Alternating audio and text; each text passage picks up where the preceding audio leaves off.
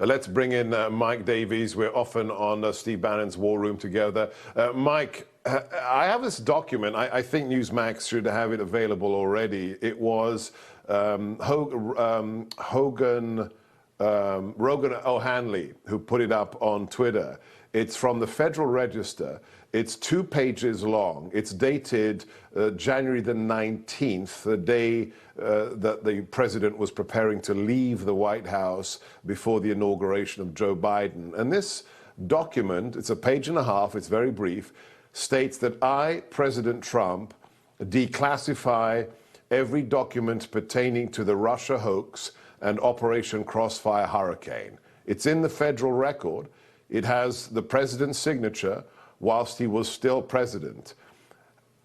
How are they going to bring a case against him regarding any documents if they are declassified? Mike, help me out.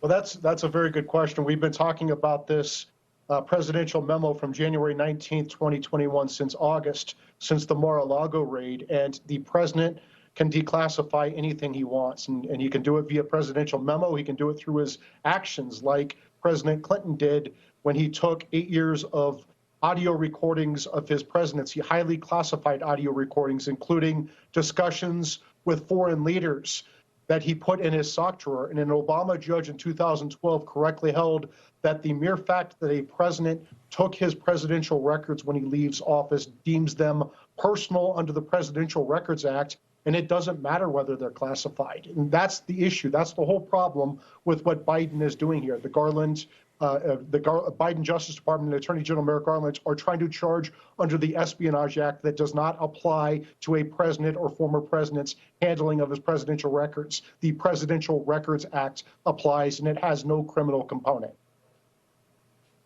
So you can accuse me of being naive, Mike.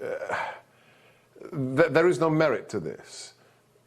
Does this mean that day one, does this get thrown out of court? Because I look at the last 6 years, I look at the Sussman case, I look at Navarro, I look at Bannon.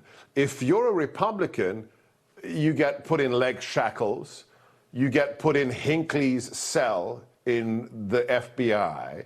If you're a Democrat who literally forged a CIA document, which is a felony, to be used in a secret FISA warrant against Carter Page, you get a slap on the wrist, 80 hours of community service, and then are reassigned as a member in good standing of the DC bar. So they could convict President Trump despite no crime being actually committed.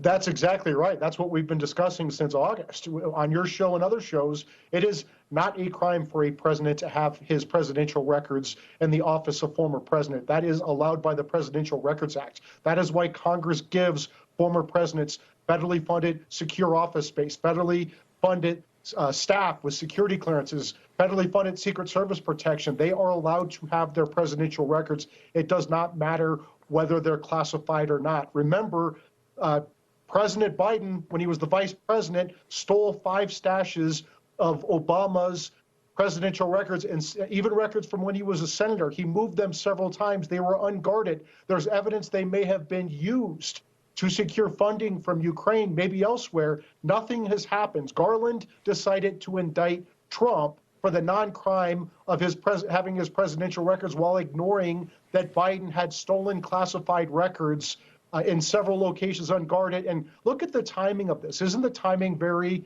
coincidental that Garland moves forward on this indictment of Trump the day that it is confirmed that Biden took a $5 million foreign bribe from Ukraine and changed American policy?